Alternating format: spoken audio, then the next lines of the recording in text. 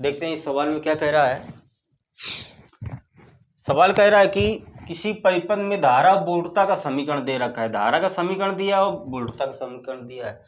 कह रहा ज्ञात कीजिए धारा का शिखर मान। धारा का शिखर मान क्या होता है? आई नॉट निकालना है। फिर धारा का वर्ग माद मूल मान मतलब आई RMS निकालना है ये।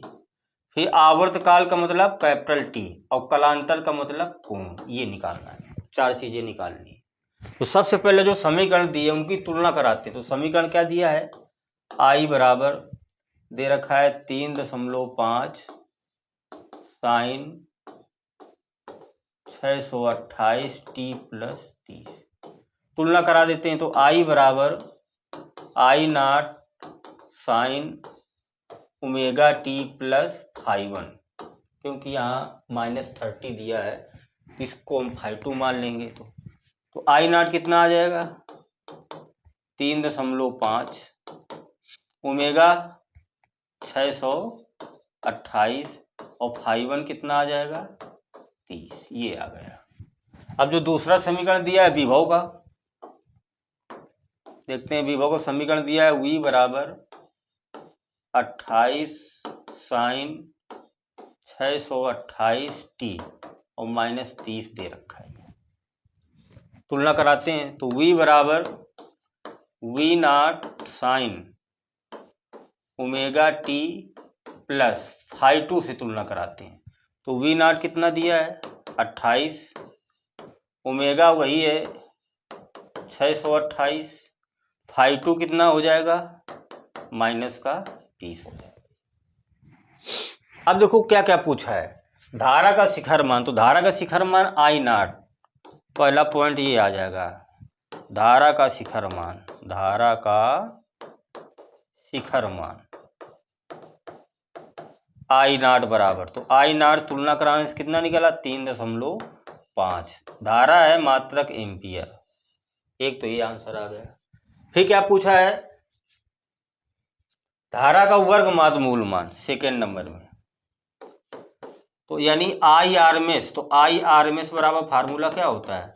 आई नॉट बटे √2 ये। तो IRMS बराबर आई नॉट कितना निकला है? 3.5 बटे √2। इसका हम ऊपर नीचे गुणा करा लेते हैं, थोड़ा हल कर देते हैं ये। तो ये IRMS बराबर आ जाएगा 3.5 √2/2। 2 से डिवाइड करते हैं, 2 एकन्ने 2, 2 सत्ते 14, 2 पंचे 10 √2। ये आ जाएगा धारा का वर्ग माद मूल मान। एम्पियर, मात्रक क्या होगा? एम्पियर होगा। चलो आगे कह रहा आवर्तकाल। तीसरा पॉइंट क्या कह रहा है? आवर्तकाल गया तो T, तो T बराबर फार्मूला क्या होता है? 2π/ओमेगा। तो T बराबर 2π, ओमेगा कितना निकाला है? 628। चलो हल करो। T बराबर 2, पाई का मान 3.14 और बटे 628। दशमलव हटा के नीचे 2 जीरो बढ़ा लेंगे। 314 दूना कितना हो जाएगा? 628 और 2 से 2 क्या हो जाएगा? कैंसिल। तो T बराबर क्या आ जाएगा?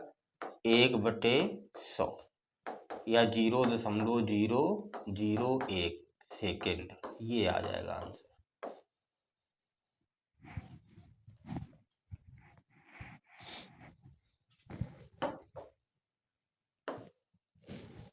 यहाँ एक जीरो मिस्टेक हो गया थोड़ा, ये होगा 0.01 सेकेंड। और क्या पूछा गया इसमें? कलांतर। चौथे पार्ट में पूछा गया है भैया कलांतर ज्ञात करो, यानी डेल्टा फाई। क्या करेंगे? φ1 में हम φ2 को क्या करेंगे? घटा देंगे। कोण में अंतर, φ1 कितना था? 30, φ2 कितना है? -30। डेल्टा फाई कितना आ जाएगा? 30 + 30 यानी 60। ये डेल्टा फाई कलांतर 60 या π/3।